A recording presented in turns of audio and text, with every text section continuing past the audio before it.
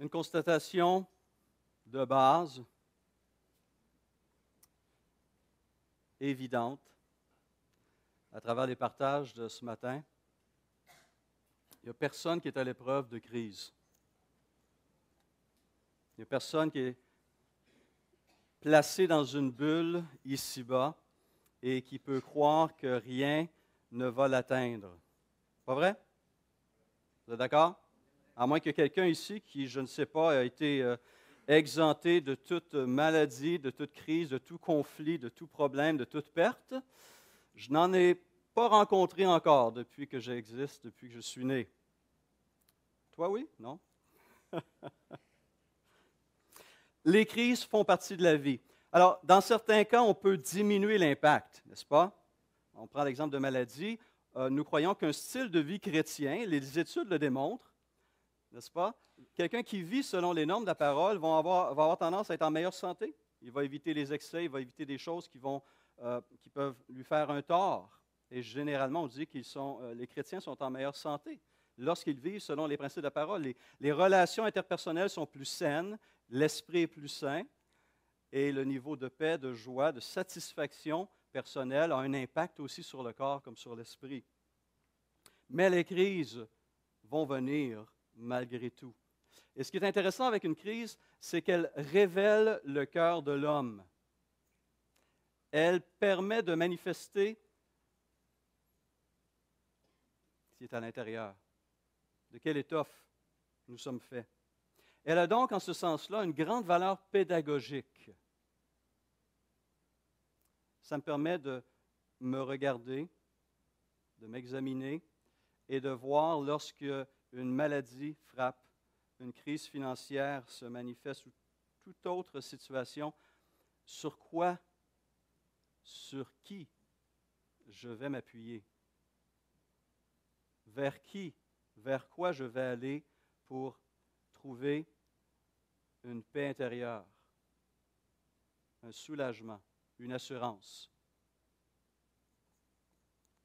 Et donc, ces crises nous permettent de jauger notre santé spirituelle. Ce matin, le personnage que j'ai choisi pour conclure ma série, qui s'appelle comment? Série estivale des hommes, des gens comme nous.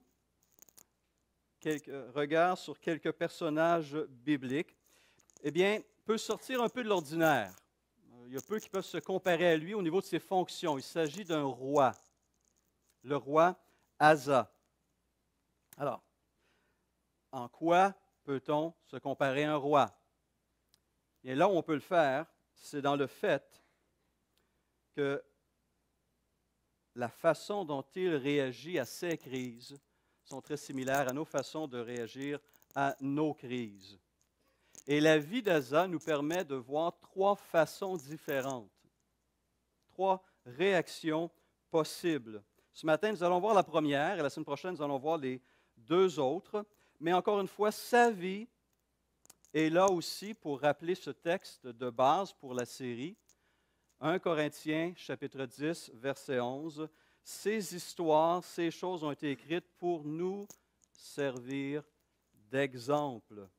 Elles ont été écrites pour notre instruction à nous qui sommes parvenus à la fin des siècles. Alors, si on veut étudier le roi Asa, on a deux textes. Le texte de 2 Rois, chapitre 15, versets 9 à 24, que nous ne toucherons pas beaucoup, parce que nous allons nous attarder sur un passage plus riche, 2 Chroniques, chapitres 14, 15 et 16.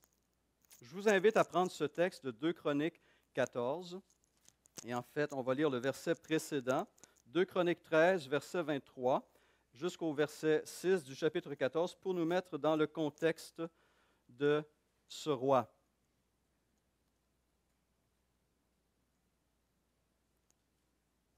Donc, 2 Chroniques 13, 23 nous dit qu'Abija se coucha avec ses pères et on l'enterra dans la ville de David. Et Asa, son fils, régna à sa place.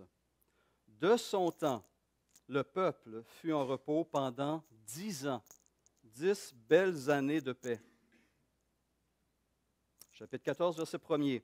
Asa fit ce qui est bien et droit aux yeux de l'Éternel, son Dieu. On se rappelle que le chroniqueur, l'auteur du livre des Chroniques, cherche à évaluer la vie de ces rois à la lumière de l'alliance d'Israël. Est-ce que ce roi a surtout cherché à rappeler le peuple à l'alliance, à marcher dans les voies de Dieu, ou au contraire, s'est-il détourné de Dieu, de l'Éternel, pour marcher vers d'autres dieux et dans d'autres voies? Et au tout début de sa vie, ce jugement qui est énoncé, cette évaluation du chroniqueur est positive, encourageant. Asa fit ce qui est bien et droit aux yeux de l'Éternel, son Dieu, et il précise ensuite plus bas, il fit disparaître les autels de l'étranger et les hauts lieux, il brisa les statues et abattit les idoles. Donc, première constatation, tout n'était pas rose. Avant cette intervention de sa part, le peuple s'était déjà détourné de l'Éternel en allant adorer d'autres dieux, en créant des idoles, en allant adorer ailleurs qu'à Jérusalem. Mais Asa ramène le peuple à Dieu.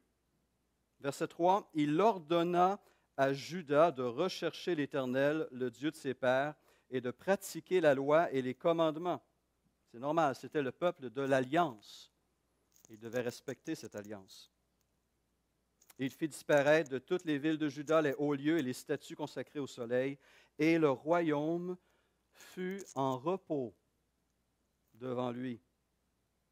Il bâtit des villes fortes en Juda, car le pays fut tranquille, et il n'y eut pas de guerre contre lui pendant ces années-là, parce que l'Éternel lui donna du repos. Il dit à Juda, bâtissons ces villes et entourons-les de murs, de tours, de portes et de barres. Le pays est encore devant nous, car nous avons recherché l'Éternel, notre Dieu, nous l'avons recherché, et il nous a donné du repos de tous côtés. Ils bâtirent donc et réussirent. Donc, qui est cet Asa? Asa est le troisième roi du pays de Juda. Troisième roi après Roboam. On se rappelle que Roboam, fils de Salomon, sous son règne, il y a eu une scission entre le nord, Israël, et le sud, Juda. Et c'est à travers le royaume de Juda que la descendance de David s'est poursuivie.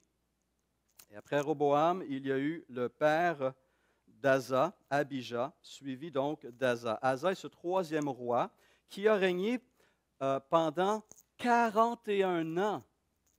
Wow! Il a commencé jeune. Mais il a eu un très long règne, un des plus longs règnes des rois de Juda ou même d'Israël.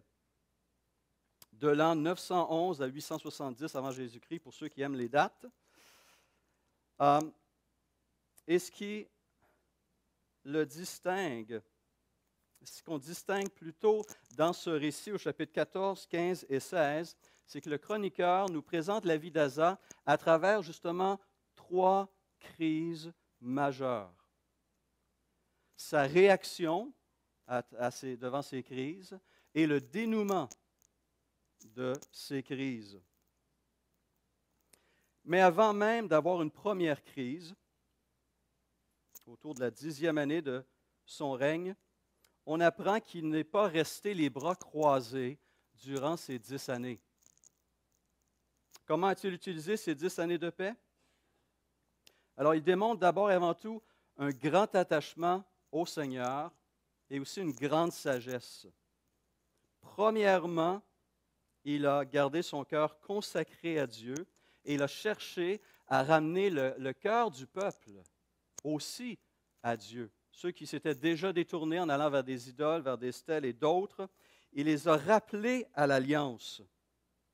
Il ordonna, verset 3 du chapitre 14, il ordonna à Juda de rechercher l'Éternel, le Dieu de ses pères, et de pratiquer la loi et les commandements. Il fit disparaître de toutes les villes de Juda les hauts lieux et les statues consacrées au soleil. Sa première priorité, malgré le fait qu'il était un très jeune roi, et c'est une leçon pour nous, sa première priorité était au niveau spirituel, l'état spirituel de son royaume. Comme pour nous, notre état personnel, l'état de notre famille, de notre vie, doit être, l'état spirituel doit être notre première préoccupation. Pas la prospérité économique, pas le rayonnement politique de son royaume, mais la consécration spirituelle du peuple de Juda était la préoccupation de ce roi. Mais il ne s'est pas arrêté là. Comme nous, il était conscient qu'on ne vit pas dans une bulle qui nous protège de tout trouble, de toute difficulté, de toute crise.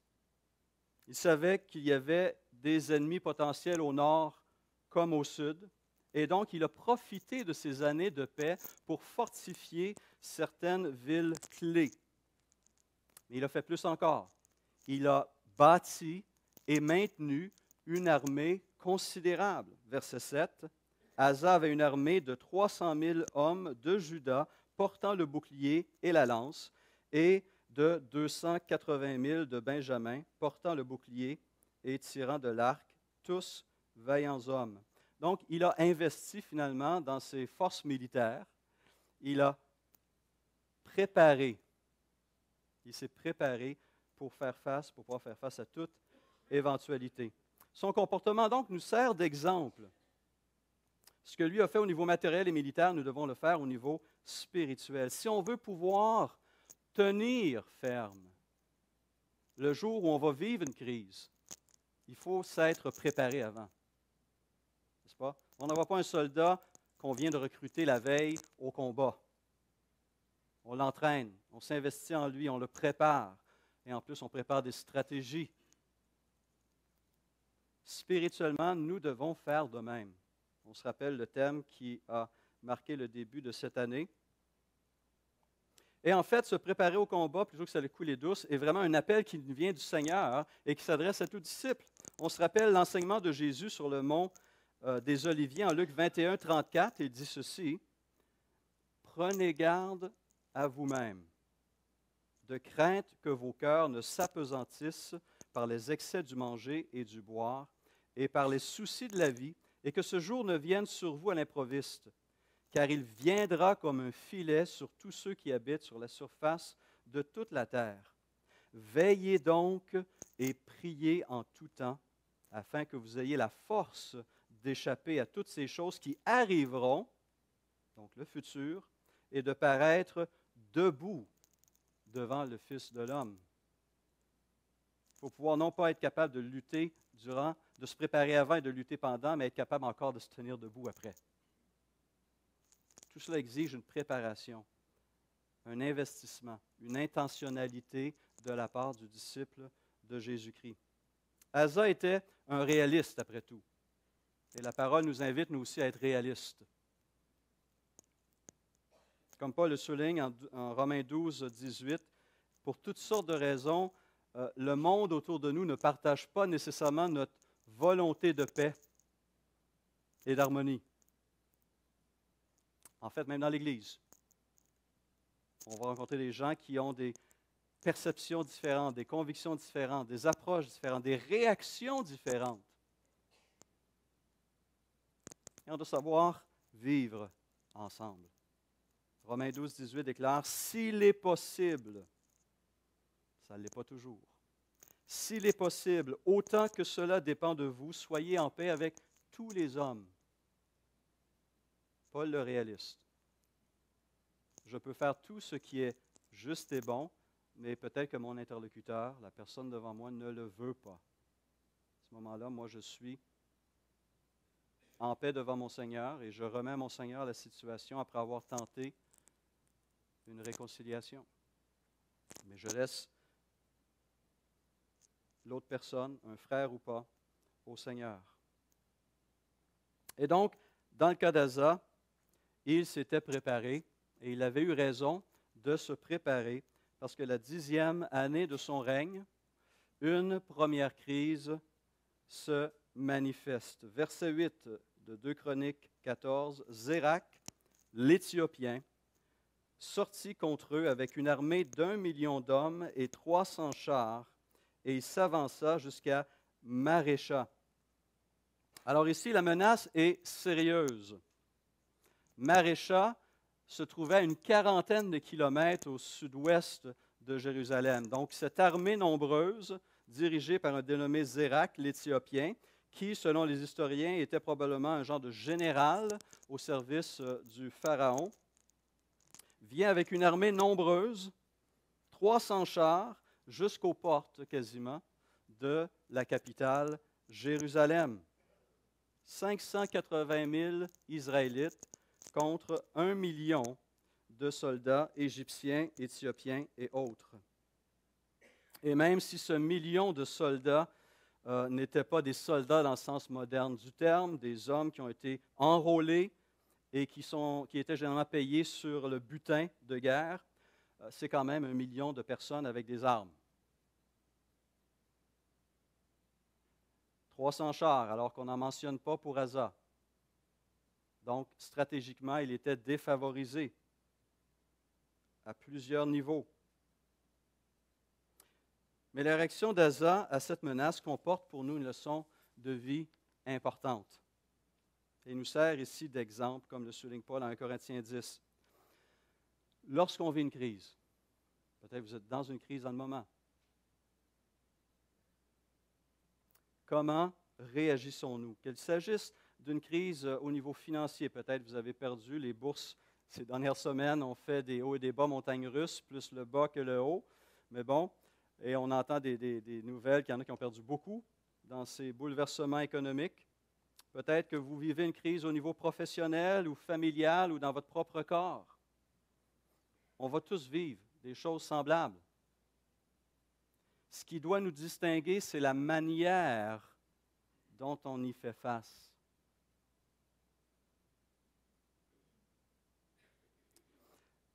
Et il y a tendance d'aller peut-être trop d'un côté ou de l'autre dans ces situations. Qu'est-ce que j'entends par aller trop d'un côté? C'est de tout mettre, je le dis négativement pour que vous compreniez bien, de tout mettre sur le dos de Dieu. Dieu, c'est maintenant ton problème, je ne veux plus rien savoir, c'est à toi à le régler. D'accord, j'ai pris des mauvaises décisions économiques et financières et j'en paye le prix. D'accord, j'ai peut-être maintenu un style de vie mauvais puis j'en subis des conséquences dans mon corps. Peut-être que j'ai été dur envers ma famille puis je me suis aliéné. Mais maintenant, Seigneur, je te remets mon fardeau parce que tu as dit que tu allais prendre soin de moi. Et on s'attend à ce que Dieu vienne. J'aimerais dans des situations comme ça, qu'il vienne avec sa baguette magique, un petit coup de baguette magique et tout est réglé. Positivement, je crois que Dieu peut faire ça. Dieu peut intervenir. Notre frère parlait d'une délivrance totale. Et dans certains cas, une personne peut connaître une guérison, une délivrance instantanée, surnaturelle. Une personne peut voir sa situation transformée du jour au lendemain sans aucune intervention humaine. Dieu demeure maître de l'univers. C'est sa volonté qui va s'accomplir. Il est tout-puissant et il est bon. Donc, il l'a fait dans le passé, il le fait dans le présent, dans certaines circonstances, et il va faire encore dans l'avenir. Par ailleurs, je crois que Dieu ne règle pas toujours tout d'un coup pour nous. En fait, dans la grande majorité des cas, Dieu ne veut pas que nous soyons de simples spectateurs passifs. Et je crois que dans bien des cas, il veut que nous fassions partie de la solution.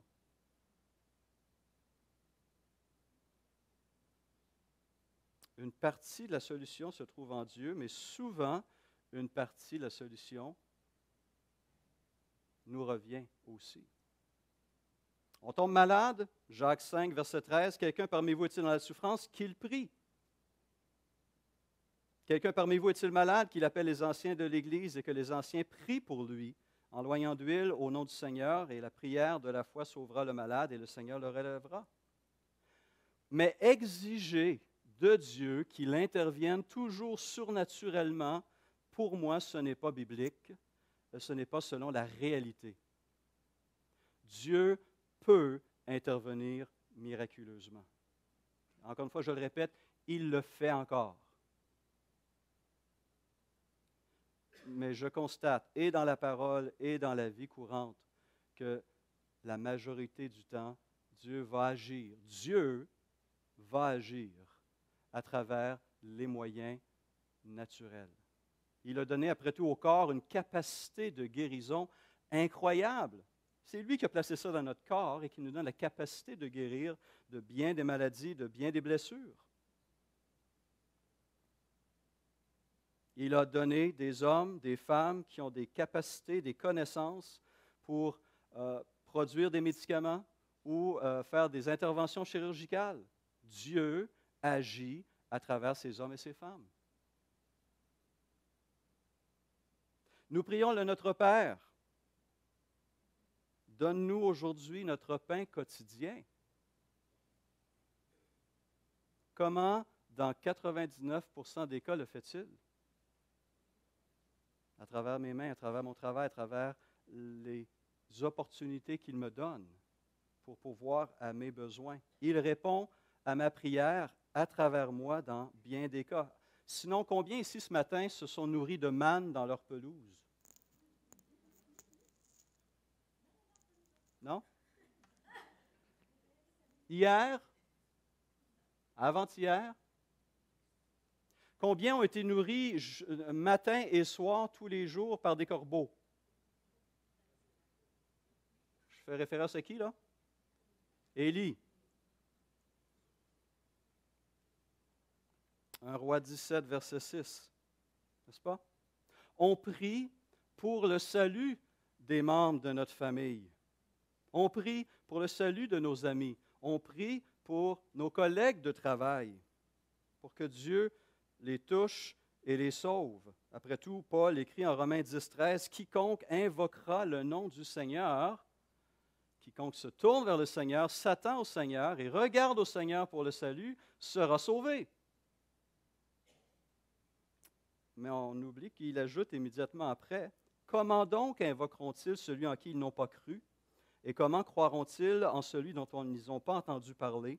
Et comment en entendront-ils parler s'il n'y a personne qui prêche? Et comment y aura-t-il des prédicateurs s'ils ne sont pas envoyés? » Est-ce que Dieu agit? Absolument, constamment, mais bien souvent sans qu'on s'en rende compte. Mais sa grâce demeure active. Comme j'aime le dire, si Dieu cessait une fraction de seconde à penser à Stéphane Couture ou même à la création entière, nous cesserions d'exister en un instant. Colossiens 1 et d'autres textes nous disent que Dieu, Christ, soutient cette création encore aujourd'hui. Et si ce n'était de ce soutien de Dieu, nous cesserions d'exister. Les scientifiques essaient d'aller au cœur de la matière. Moi, je suis convaincu que si on avait les moyens techniques, la capacité, on verrait Dieu qui est là, au cœur de cette matière et qui la soutient. Et l'incroyant comme le croyant, consciemment ou inconsciemment, bénéficie de cette grâce de Dieu. Dieu agit constamment, mais de bien des manières.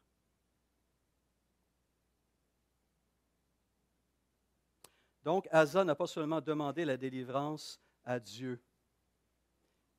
Il a préparé son armée, il a équipé ses soldats et il les a conduits au champ de bataille. Donc, il y a une part qui revient à Dieu et il y a une part qui revient à l'homme. Dit autrement, ne demandons pas à Dieu ce que Dieu nous demande de faire. L'inverse aussi, ne cherchons pas à faire ce que Dieu veut faire. Et donc, Asa fait appel à l'Éternel, mais aussi prépare son armée. Et comme son ancêtre David avant lui, qui a écrit en Psaume 21, « Le roi se confie en l'Éternel et par la bonté du Très-Haut, il ne chancelle pas. » Asa n'a pas chancelé.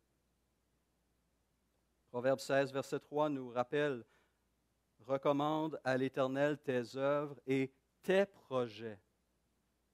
réussiront. Et Asa s'est rendu à Marécha. Verset 10, Asa invoqua l'Éternel son Dieu et dit, Éternel, toi seul peux venir en aide aux faibles comme aux forts. Viens à notre aide, Éternel notre Dieu, car c'est sur toi que nous nous appuyons et nous sommes venus en ton nom contre cette multitude. Éternel, tu es notre Dieu, que ce ne soit pas l'homme qui l'emporte sur toi. Et suite à cette prière, verset 11, l'Éternel frappa les Éthiopiens devant Asa et devant Juda, et les Éthiopiens prirent la fuite. Asa et le peuple qui était avec lui les poursuivirent jusqu'à Guérar, et les Éthiopiens tombèrent sans pouvoir sauver leur vie, car ils furent détruits par l'Éternel et par son armée. Asa et son peuple prirent un très grand butin. Ils frappèrent toutes les villes des environs de Guérar, car la terreur de l'Éternel s'était emparée d'elles, et ils pillèrent toutes les villes dont le butin fut considérable. Ils frappèrent aussi les tentes des troupeaux et ils emmenèrent une grande quantité de brebis et de chameaux, puis ils retournèrent à Jérusalem. Et quelle est la suite de cela? Le point culminant, Dieu envoie un de ses porte-paroles à Asa. Et on lit ce message de Dieu au chapitre 15, verset 1er. L'Esprit de l'Éternel fut sur Azaria, fils d'Obed, et Azaria alla au-devant d'Asa et lui dit, « Écoutez-moi, Asa et tout Juda et Benjamin. L'Éternel est avec vous quand vous êtes avec lui. Si vous le cherchez, vous le trouverez. Mais si vous l'abandonnez, il vous abandonnera. » Et là, il fait référence à la période des juges. Pendant longtemps, il n'y eut pour Israël ni vrai Dieu, ni sacrificateur qui enseigne, ni loi. Mais au sein de leur détresse, ils sont retournés à l'Éternel, le Dieu d'Israël. Ils l'ont cherché et ils l'ont trouvé. Dans ces temps-là, point de sécurité pour ceux qui allaient et venaient, car il y avait de grands troubles parmi tous les habitants du pays. On se heurtait peuple contre peuple, ville contre ville, parce que Dieu les agitait par toutes sortes d'angoisses. Vous donc, fortifiez-vous et ne laissez pas vos mains s'affaiblir, car il y aura un salaire pour vos œuvres. Et ces paroles ont été un encouragement pour Asa et pour la nation de Juda, pour le royaume du Sud. Cela a amené Asa à poursuivre ces réformes qu'il avait commencées durant ces 10 premières années, et il les a poursuivies encore pendant plusieurs années. Il a fait au moins 4 choses dans l'immédiat. Chapitre 15, verset 8, on nous dit qu'après avoir entendu ces paroles, et le prophète d'Oded, après avoir entendu ces paroles et le prophète d'Oded, le prophète, Asa se fortifia et fit disparaître les abominations de tout le pays de Juda et de Benjamin et des villes qu'il avait prises dans la montagne d'Éphraïm. Et il restaura l'autel de l'Éternel qui était devant le portique de l'Éternel. Donc, il avait commencé cette réforme avant cette période d'attaque, cette crise, mais il y avait encore beaucoup de travail à faire. Et aussi, ces nouvelles villes conquises avaient aussi besoin d'être purifiées. Donc, le travail spirituel devait se poursuivre dans la Terre sainte. Mais il a fait plus encore. Il a amené le peuple à faire alliance à nouveau avec le Seigneur. Verset 9 du chapitre 15. Il rassembla tout Juda et Benjamin, et ceux d'Éphraïm, de Manassé et de Siméon qui habitaient parmi eux, car un grand nombre de gens d'Israël se joignirent à lui lorsqu'ils virent que l'Éternel, son Dieu, était avec lui. Lorsque la bénédiction de Dieu est sur nous, il se passe quelque chose de merveilleux. C'est attirant pour les gens autour de nous. Ils se disent, mais comment ça se fait? Et le royaume de Juda a bénéficié de cette bénédiction de Dieu et la nation a été enrichie par cette immigration venant du nord. On verra que quelques années plus tard, le roi du nord va chercher à fermer le robinet. Et on verra comment Asa réagit à cette nouvelle crise. Mais on n'est pas là encore. Verset 11. Ce jour-là, ils sacrifièrent à l'Éternel sur le butin qu'ils avaient amené 700 bœufs et 7000 brebis. Ils prirent l'engagement de chercher l'Éternel, le Dieu de leur père, de tout leur cœur et de toute leur âme. et quiconque ne chercherait pas l'Éternel, le Dieu d'Israël, devait être mis à mort, petit ou grand, homme ou femme. Et jurèrent fidélité à l'Éternel à voix haute, avec des cris de joie et au son des trompettes et des cors. Tout Juda se réjouit de ce serment, car ils avaient juré de tout leur cœur. C'était sincère, profond, entier. Ils avaient cherché l'Éternel de plein gré et ils l'avaient trouvé. Et l'Éternel leur donna du repos de tous côtés. Et donc, Asa, à nouveau, ramène le peuple devant la loi, devant l'alliance, et les invite à nouveau à s'engager, à respecter cette loi qui liait la nation à l'Éternel, son Dieu. Et on voit à travers l'histoire d'Israël, à plusieurs reprises, on ressent le besoin à des moments cruciaux de l'histoire d'Israël à faire alliance à nouveau. Après la réception de l'alliance sur le mont Sinaï, une quarantaine d'années plus tard, Moïse, alors qu'il est sur le point de quitter, il a devant lui cette nouvelle génération d'Israélites qui est née dans le désert. Et à la fin de sa vie, il invite cette nouvelle génération à nouveau à faire alliance avec l'Éternel, leur Rédempteur. Alors que Josué vient de traverser le Jourdain avant d'attaquer Jéricho, à nouveau, il rappelle l'alliance qui les unit. Des années plus tard, après la conquête, alors que Josué, à son tour, est sur le point d'être réuni à ses ancêtres, comme le dit la Bible, il rappelle cette alliance et il invite le peuple à choisir l'Éternel. Et on continue l'histoire d'Israël. Maintes fois, cette alliance est rappelée. Lorsque Saül est nommé roi, Samuel relie l'alliance. Lorsque le roi Josias est nommé, il rappelle l'alliance au peuple. Néhémie fait la même chose. La notion d'alliance est fondamentale. Elle est cruciale dans le récit biblique, dans l'histoire de la rédemption. Nous bénéficions de la nouvelle alliance dans le sang de Jésus-Christ. Mais nous avons aussi des alliances entre nous. L'alliance conjugale, l'alliance du mariage est une alliance aussi profondément importante, du moins pour certains. Parce qu'on vit encore les informations d'Ashley Madison. Hein, vous avez lu ça cette semaine? Ce site qui encourage, qui facilite l'adultère. Un site qui facilite, qui permet à des hommes ou des femmes qui veulent avoir une relation adultère peuvent s'inscrire. Et vous savez que des experts, des gens ont réussi à s'infiltrer dans le site d'Ashley Madison, à aller chercher les données confidentielles et l'ont placé sur le web. Et là, évidemment, c'est la panique mondiale. Parce que les millions de clients de ce site, c'est incroyable.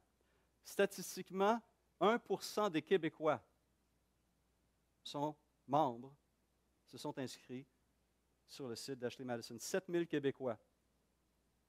Je crois que c'est, je ne sais plus combien de dizaines ou de centaines de milliers de Canadiens. Il y en a qui tremblent.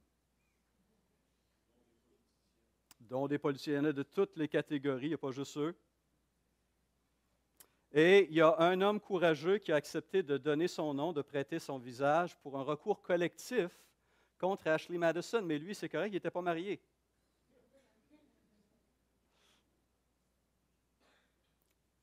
Et ils veulent faire un recours collectif contre Ashley Madison de plusieurs millions de dollars. Pourquoi? Parce qu'ils se sentent blessés d'avoir été trahis.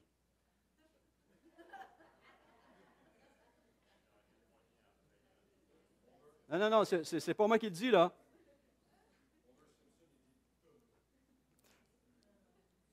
C'est plutôt ironique, disons. Hein? Plutôt ironique.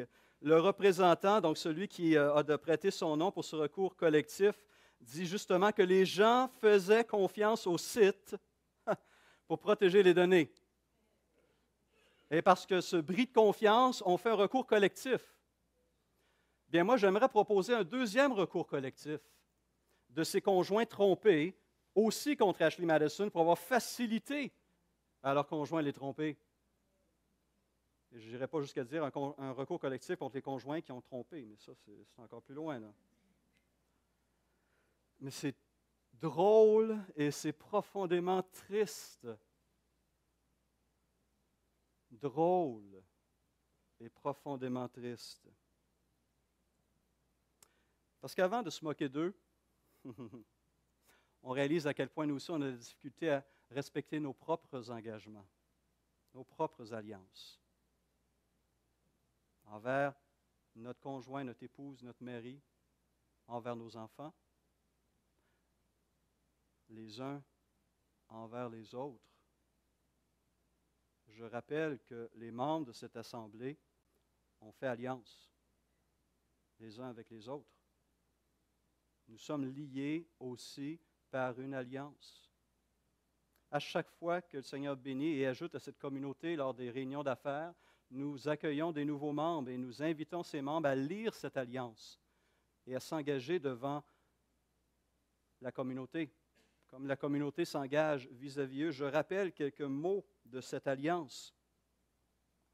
Nous nous engageons à travailler ensemble à la prospérité de cette Église et à son développement spirituel, à maintenir son culte, sa discipline, sa doctrine.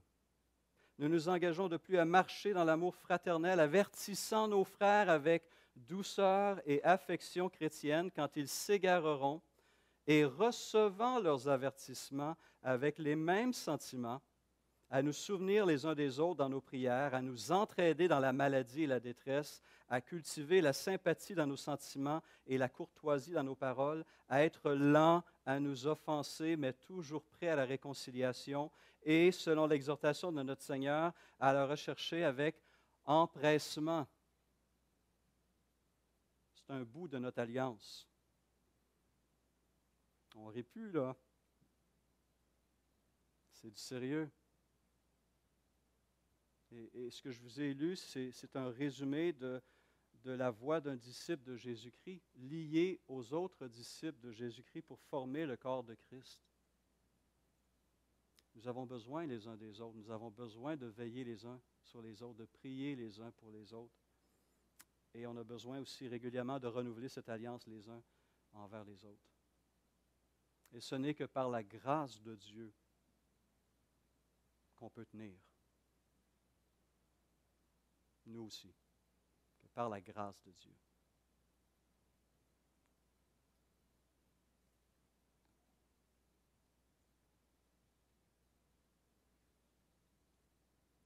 Mais pour Asa, c'est un temps de joie et de célébration.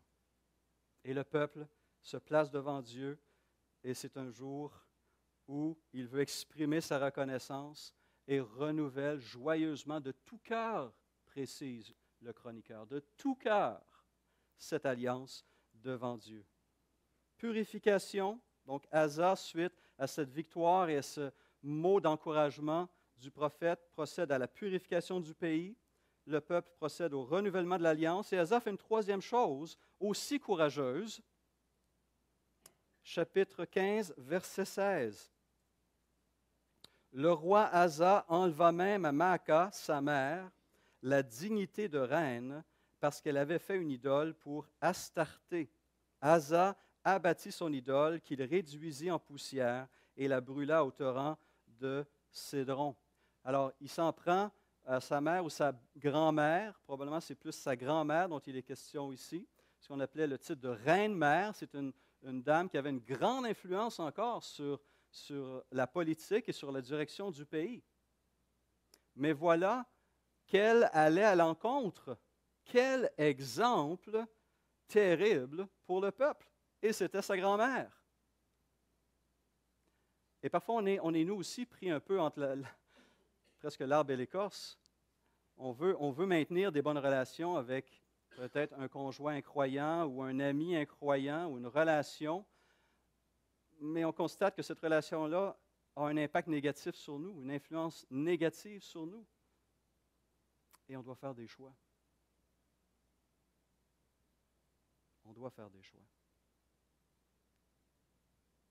Luc 14, 26. « Si quelqu'un vient à moi sans me préférer à son père à sa mère, à sa femme, à ses enfants, à ses frères et à ses sœurs, et même à sa propre vie, il ne peut être mon disciple. Parfois, il y a des relations qui doivent être remises en question, ou la façon dont on vit cette relation avec quelqu'un. Et ici, Asa n'a pas hésité. Le Seigneur devait avoir la priorité. Et la famille royale devait montrer l'exemple au peuple. Et la quatrième chose que Asa a fait, chapitre 15, verset 18, il mit dans la maison de Dieu les choses consacrées par son père et par lui-même, de l'argent, de l'or et des vases. Il a pris ce butin que son père avait accumulé, son héritage en quelque sorte, le butin que lui-même avait accumulé dans sa guerre contre cet Éthiopien, et ses propres biens, et il les a consacrés au Seigneur. Il a béni le temple de Jérusalem à travers ces ressources-là. Et le texte mentionne les effets de ces choses, que suite à l'invasion de Zérak et suite à cette victoire et cette consécration du peuple, 20 années de paix se sont poursuivies.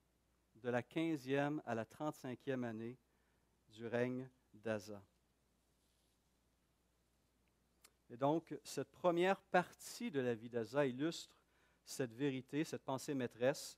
L'Éternel donne du repos à celui qui le cherche et il soutient celui qui s'appuie sur lui. Et j'aimerais conclure tout simplement en vous encourageant à regarder à nouveau ce texte et ces 4 actions d'Asa et de voir comment les actions d'Asa doivent me servir d'exemple. Asa, par exemple, a éliminé les idoles du pays. Moi, en tant que disciple de Christ, est-ce qu'il y a des choses dans mon foyer qui peut être une tentation, qui peut m'amener à m'éloigner de Dieu, qui peut me souiller, qui peut nuire? J'ai peut-être besoin de faire un nettoyage chez moi d'abord, ou dans mon milieu de travail, là où j'ai une influence. Est-ce qu'il y a des lectures que je fais, des activités quelconques que j'accomplis, qui font compétition à ma consécration au Seigneur?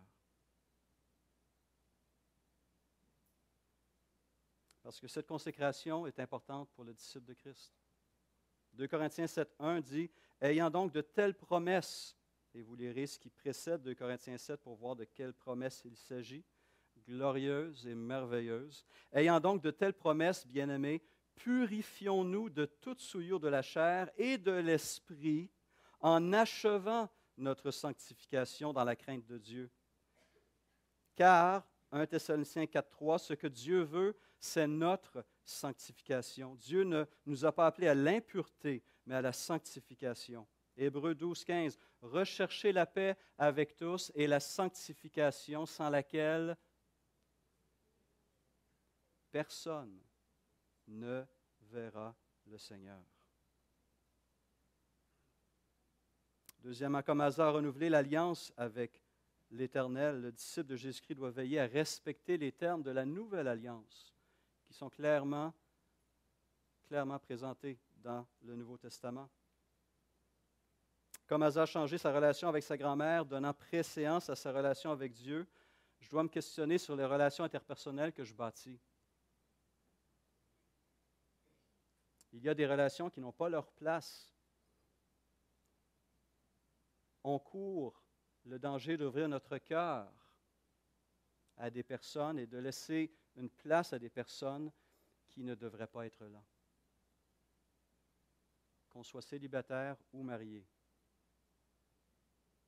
Je peux être infidèle de corps, mais je peux être infidèle de cœur aussi. Envers Dieu comme envers mon conjoint ou ma conjointe. Et comme Asa a consacré ses biens à l'Éternel en les plaçant dans le temple, de même, le disciple de Christ doit se consacrer, se reconsacrer d'abord. Et on pense à l'exemple des Macédoniens en 2 Corinthiens 8. Dans leur profonde pauvreté et leur détresse, ils se sont d'abord donnés eux-mêmes aux apôtres et ensuite leurs biens pour aider d'autres frères et sœurs dans le besoin. Nos offrandes manifestent notre consécration aussi au Seigneur et permettent de faire du bien au-delà de ces murs aussi. Un autre prophète viendra voir Asa après la deuxième crise que nous verrons la semaine prochaine et lui dit ceci: « L'Éternel parcourt toute la terre du regard pour soutenir ceux dont le cœur lui est attaché sans réserve. » J'aimerais ça pouvoir terminer l'histoire d'Asa ici. Malheureusement, il reste 6 années, ces 6 dernières années. Et ces leçons importantes que l'Éternel lui a données au tout début de sa vie ont été mises en retrait dans son esprit. Et il y a eu des conséquences. C'est à cela que nous nous regarderons dimanche prochain. Prions.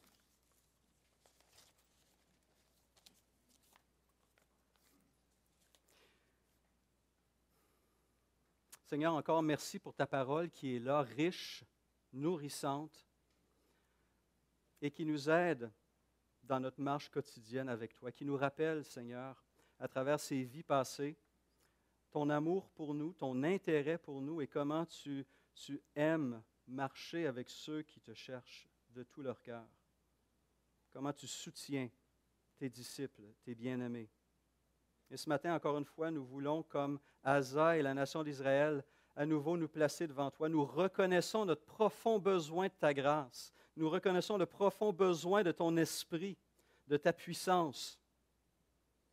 Nous te prions, Seigneur, de nous aider à rester attachés à toi, coûte que coûte. Parce que tu es vrai, tu es bon, tu règnes sur l'univers. Et nous voulons faire partie de la solution et non du problème. Nous voulons être des gens de lumière et non de ténèbres, de vérité et non de mensonges. Mais Seigneur, le combat est parfois difficile, surtout lorsqu'on est affaibli physiquement, mentalement, spirituellement ou psychologiquement. On a besoin de toi. Mais pas seulement quand on est faible, aussi quand on se croit fort. Merci Seigneur d'entendre cette prière et merci d'agir à travers ces vies qui sont devant moi et devant toi. Comment par ton esprit tu vas diriger ces vies cette semaine dans tes voies et à leur accorder ta force et ta bonté. Tu es bon, Seigneur. Et nous te louons au nom de Christ. Amen.